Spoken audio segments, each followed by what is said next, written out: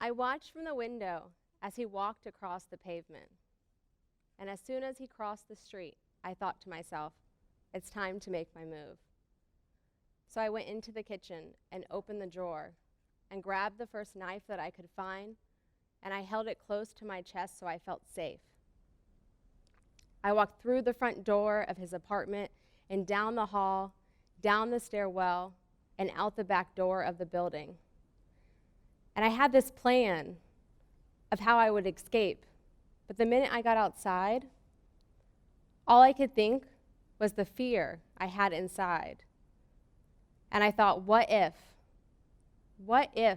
I find a police officer, but he doesn't believe me?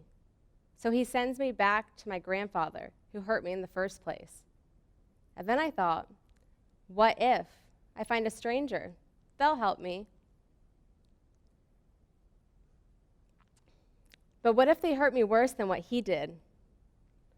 So with all of the panic in my body and my mind, I ran back up the stairwell, back through the hall, into his apartment door, and put the knife back into the drawer, and walked over to the window where I watched and waited for him to come home. And he came home. 4 is the number of days it took me to escape my grandfather. And 7 is the number of sexual assaults I have experienced in my lifetime. It was as if trauma had become my middle name. And it was so easy for me to ask myself what was worse, the trauma itself or the aftermath. And for me, it was the aftermath. Because my aftermath looked like this. With every single additional sexual assault, the post-traumatic stress I developed became even worse and worse, and more complex and complex with each one. And every single sexual assault I experienced, I felt even less and less deserving of happiness and inner peace. So one day, I got on this handy-dandy website called Google, and I searched local advocate in my area. And this advocate that I found led me to the therapist, who was a great part of my journey.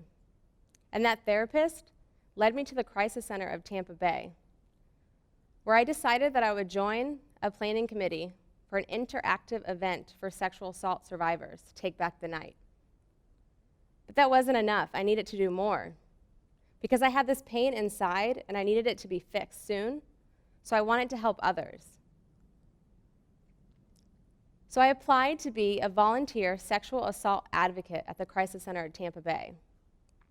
And I remember when I went in for my interview, I sat at the desk of the lead advocate, and she looked at me and she said, "Nichole, I don't think that this is right for you. With what you have been through, this will be too hard." And I looked at her in her eyes, and I said, "I want to do this. I can do this." And so I did. For 3.5 years, I was a sexual assault advocate at 2 a.m., at 3 a.m. And I remember every single time I'd get a call when somebody was assaulted and I'd have to come in, and I would prepare myself. And I'm like, I can do this. I can take away my trauma to help them, and I did. But the minute I would get home at 5 a.m. or 6 a.m., all of my fears came back inside. And the triggers were awful. Because the thing about post-traumatic stress disorder triggers is that you freeze and panic. So you feel paralyzed and trapped in a body that really didn't even feel like mine. And even though I could visually see with my eyes that there was no danger in front of me, my mind and body couldn't tell the difference. And so after 3.5 years of that, I needed something else, something that would work this time. Because my 12-year eating disorder wouldn't relax. And all of the bad coping skills and self-sabotaging behaviors became to get worse and worse. And I always liked this thing called yoga that I usually did for a workout. But then I decided that I was going to sign up for yoga teacher training.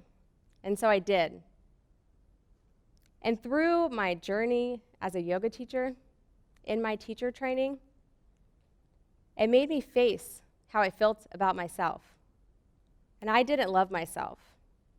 I had no self-care skills whatsoever. In fact, I was pretty disgusted with who I was. And being a sexual assault survivor does that to you. And so it was in that journey that I realized that in order to get back into my body I was so disconnected with, I needed to discover who I was. So I got tired of telling myself the same old story. And once I started to stumble in my recovery process, I took a deep breath, and I imagined this incredible Nichole that I would be in my future. And she kept me going, because the Nichole then wouldn't do the trick. And so as I was moving through this beautiful flow of recovery and feeling better about myself, the most incredible thing happened. I began to recognize a pattern in my recovery process. A pattern that I'm here to share with you today. And so you see, whatever adversity you're faced with, whether it's the loss of a loved one, a cancer diagnosis, or maybe you've failed the same class 5 times and you don't know what to do anymore, I want you to try this. I want you to step 1, acknowledge. Acknowledge the situation you are faced with, seeing the truth in it, every bit of it, for what it is. Knowing that you cannot change the past, but you can only move forward in your future. Viktor Frankl, an Austrian neurosurgeon, psychiatrist, and Holocaust survivor, a Holocaust survivor, once said, "When you can no longer change a situation, you are challenged to change yourself." And he's right. When you can't change your past, the only thing you can change is yourself. And so that takes me to step 2. Step 2, you're going to ask. You're going to ask yourself the questions that matter. The questions we should be asking ourselves every day with every decision we make.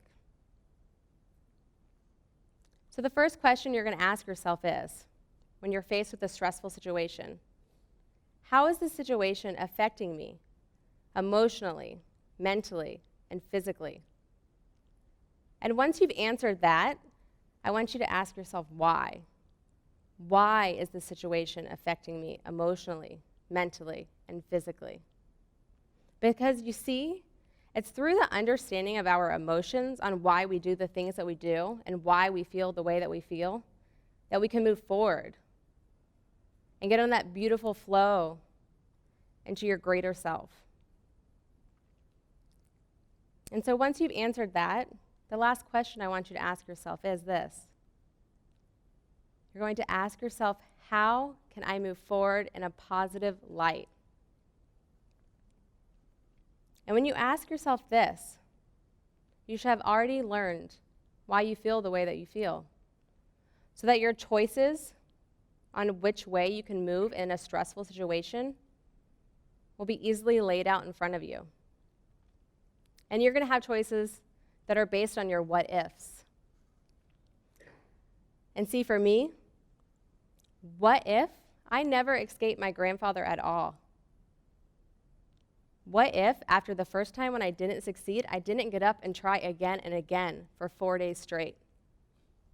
I would have suffered even more than I deserved to. But I didn't give in to the what-ifs on the 4th try, and I succeeded. So when you have your choices in front of you, push away the what-ifs, because the future self of yours deserves way more than that. And then your other choices will be the ones that you know are the best way for you to move forward in that positive light. And so when you're faced with a stressful situation, I want you to move in the direction of that positive light for you and your future self. And that's why the step 3 is act.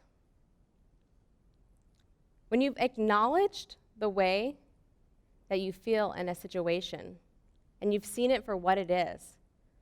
All you have left to do is to move forward in that direction that you chose. And so you're going to begin with little steps that lead to larger steps until you're in the most incredible flow and transition to get you to where you want to be. And your what-ifs will diminish faster and faster the more you use this process throughout your life. And so this is when I ask you this. When you are in the face of adversity, will you cave to the what-ifs? Or are you worth choosing you every single time? Thank you.